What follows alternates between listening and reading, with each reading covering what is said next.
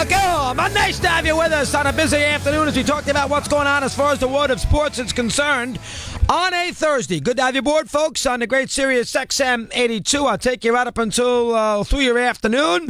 I can take you right up until 6 o'clock in the east and 3 o'clock in the west. Eddie Erickson, Colin Schmeling, Bill Zimmerman, who we all were hoping would drive into a blizzard and be blinded by the white snow, got home in basically 45 minutes yesterday with the snowstorm that hit New York. And the rest of us were cooped up and riled up in a New York eatery while Bill was bouncing around the movie theaters, and I'm sure an empty movie theater out there in Huntington, Long Island. Indeed. Nice to have you with us as we chat. 888 Mad Dog 6, that's your two-way sports talk telephone number on a Thursday. Dick Vitale later, looking forward to that. Peter King, he a little bit later on. We'll get Peter on, get all the updates with all the football. I don't buy the idea that the Giants don't want a quarterback now. We'll get to that. And that will join us, or Peter will join us a little later on those topics. So we got the Browns, we have the Giants, Kirk Cousins, the trade New York made yesterday with the Rams. So we got things to do with Peter, and we'll break all that down in the second hour, or at least the beginning of the second hour. I'll do a couple things here to get the show started, and I'll probably do it in a two-pronged attack, and then I will get your calls in as I see fit in either one. The Yankees will be one half of the lead. I'll do them later. And the other, and the first half, of course, to me, now this is Christopher Russo's lead and not necessarily the Yankees, and that is tonight, not before 7 o'clock local time, so that means, 10:30 in the East. Today is the first match that Serena Williams will play in women's tennis on a, listen, she's played a little Fed Cup doubles. She had an exhibition, but this is her first official WTA sanctioned tennis match in any event since she won the Australian Open against her sister 15 months ago. Pregnancy, baby, tough recovery, near death, I guess. Who knows? But, tough recovery, playing mom, and what have you. She bounced around. She played an exhibition in early January. I think she did that. She went to somewhere. I was in India. She went halfway around the world to do it. I think she did that just to see how she felt and if she could possibly play and defend the Australian Open Championship with one match under her belt in a 12-month period. She lost that match in straight sets, and I think that got her off it, so she blew off the Australian Open, a tournament she loves, and then she played a Fed Cup doubles match in Asheville, North Carolina. We had some calls on it. It was like the theme of the weekend down in Asheville, and she played a doubles match that didn't mean anything because Americans had already advanced. She did it on a Sunday. She played with her sister, and they lost in straight sets, which would never happen if they were in shape.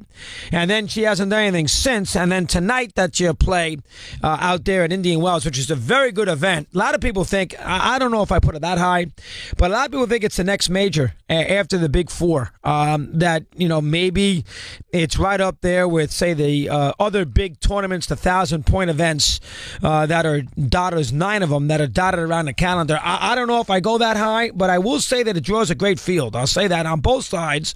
It's one of the few tournaments of the year where both the women and men play at the same time, which in a lot of ways is a big break for the women because, when they're on their own, it's not nearly as crowded as when the men are there. And the men show up at Indian Wells. They love the owner of the tournament. That's Larry Ellison, who put together Oracle.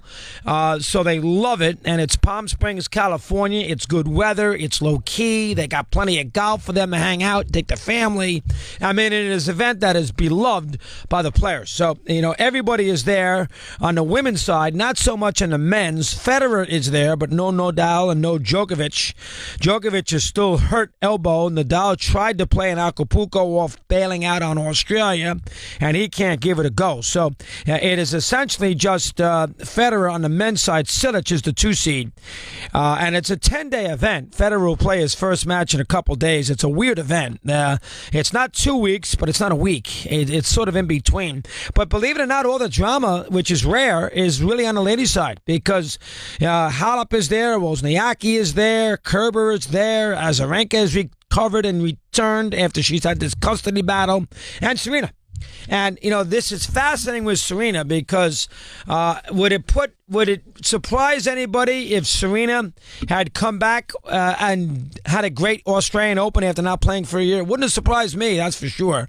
The gap between Serena and everybody else in women's tennis is so stark and is so gigantic that I think that actually hurts Serena in a historical context, and it certainly hurts the other women out there to see where they belong. Wozniacki, Halep, all these other women, Sharapova. I mean, I don't know how good they are because they are not competitive against Serena. So either Serena is that good and that dominant, or the women or the other women in the fields of these tournaments on the ladies' side are just average. It's probably a combination of both.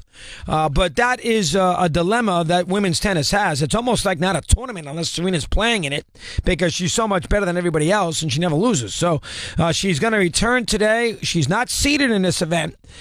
So she theoretically, I don't know what her draw is. If she's got, I can look it up. I don't think it doesn't make any difference what her draw is. If she's playing well, she's going to win. I mean, to be wrapped up in who Serena's got in the quarterfinals, it's not that big a deal. I mean, whether she's on Wozniacki's side, Halep's side, who cares? I mean, if Serena feels good and is back in the mix, she's going to win. And Serena, I think, misses tennis. I think probably more than she thought. She's 35, 36 years of age. I can look that up, too. I think it's that. I think it's 36. She's won a million. She got nothing to prove. Well, she got another tournament or two to win to pass Graf all time with championships and singles. I'm not even sure what those numbers are. I don't need to know. I'm not as wrapped up on that as I am, say, on the men's side. Some of these numbers on the women's side include doubles. You can't do that. I think she's got 21 Grand Slam singles championships. I think she's tied with Graf. It might be 22, but whatever the case. She's actually got 23 now. Oh, she's got 23. How many does Graf have? Singles. 22. So 22. She's ahead of Graf. Yep. So there's really nothing much else for Serena to do. So that tells you that she's into it. And here she is playing in it, and away we go. And would you be surprised if Serena... Now, I don't think Serena's going to win this event. But would you be surprised if Serena goes out there and has a big... spring. Now, whether she plays in the French Open, clay is her least favorite and her least successful surface because it thwarts her power to a degree. It thwarts her power. That's the surface that she'd be a little more vulnerable in or on than the other three surfaces. But, Serena's got something in women's tennis that nobody else has, and that's a dominant serve. And that's what really, in a lot of ways, separated Martina, too. You have that dominant serve where you win so many points because your serve is so good, it really makes a huge effect. So Serena starts tonight. And having said all that, and I'll take a break here in a minute, and then we'll get to the Yankees or your calls, whichever comes first. As far as we were talking about the top 20, top 30 rankings that Tennis.com put out, and we found it today, about a half hour ago, and it's kind of convoluted the way they did it. So we separated it, men and the women, and they did a top 25. I'm not going to go all the way to the end, top 25. But the men all-time rankings, this is Tennis.com. I'm sure it was a panel that put it together. You can, there's a couple things I would do a little differently, and I'll go through it now. Federer 1, Laver 2, Nadal 3, Sampras 4, Djokovic 5, Borg 6, Rosewall 7, Lendl 8, Johnny Mac 9, Connors 10, Agassi 11, Vilander 12, Becker 13, Edberg 14, and Newcomb 15. I can give you the other 7 or 8. Murray, by the way, is 18. Arthur Ashe is 20. Wawrinka is 25. So that's the men's. I got a couple of issues with that. First off, McEnroe is ranked too low. McEnroe is better than Lendl in his prime. Now, he didn't have a better career than Lendl, but he's a better player. And I don't know how they weighted this career or peak of their greatness. But I saw almost all of these people play. To me, McEnroe would be no lower than 7 on this list. Fed, Laver, Nadal, Pete, Djokovic, Borg, and I would put McEnroe ahead of Rosewall, Lendl. Myself, that's what I would do. Rosewall's, he played forever, played for a million years. He never won Wimbledon, though. I know McEnroe never won a French Open, but he didn't play it a lot. He never won Wimbledon, and I don't know how you could put somebody ahead of Johnny Mack, who won 4 Wimbledons. Or was it 3? I think he won 3 Wimbledons. I don't know how in the world you can put Lendl and Rosewall ahead of Johnny Mack when Mack won 3 of the most important tournament of all time, and the most important tournament on the calendar, and Lendl and Rosewall didn't win it once. So I don't know how you can put him that low. Connors won Wimbledon twice. He's a little lower too. I think I might put Connors over Lendl as well. Anyway, I could maneuver with those numbers. I could put Agassi a little higher. Becker and Emberg would be ahead of Wielander in my book. Wielander also is another guy who never won Wimbledon. To me, you can't. I don't know how in the world you could be ranked ahead of people when you never won Wimbledon. I don't know how in the world you can be ranked over somebody who did, especially multiples.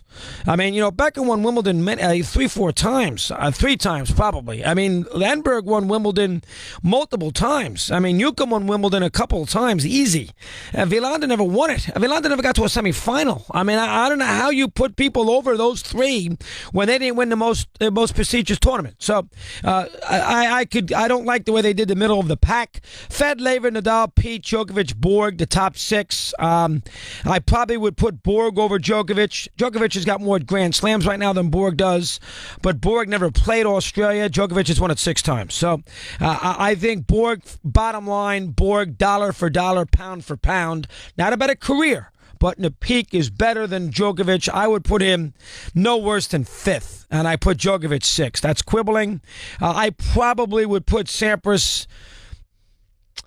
I don't know. I put him below Nadal. I don't know if I do that. I think I put him. We should get Pete on. Well, where is Pete? Pistol Pete. I could put him 3rd. Over Nadal. Federer and Laver, it's tough right now.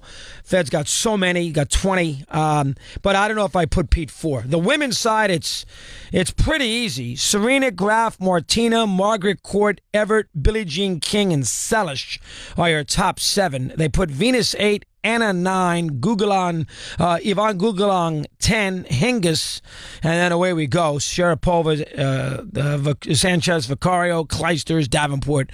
They're not all-time greats. Serena, it's a tricky argument. The argument that I have against Serena being 1 is the same argument I just gave you a little while ago about her with the women's field. She's not beating Hall of Famers. Look at this for a second. Serena is 1, and her next closest competitor, and forget Venus, who she owns. The next closest competitor is 1, 2, 3, 5, 6, 7, 8, is 9th in Anna. 9th. Well, if you look at Graf, who's 2, she played against Martina and Everett, who were 3 and 5. So who knows how many tournaments or Grand Slams Graf would have won if she didn't have to deal with Martina and Chris Everett on a day-in, day-out basis. Serena doesn't have anybody like that. I think that says a lot right there. Graf and Martina were, in a lot of ways, contemporaries. Martina a little older, but a lot of ways they played. The peak of their careers at least coincided a little bit, and they're 2-3 all the time. And plus, you got Chrissy there at 5. Serena doesn't have anybody here on this level. Plus, you got Selish sitting there, too. And if Selish didn't get stabbed, she'd be a hell of a lot higher than the number that she is here, where she's 7. I mean, Selish got stabbed, and she's 7th all the time. I mean, her career is over after she won 1 Grand Slam in Australia after she got stabbed by that deranged fan.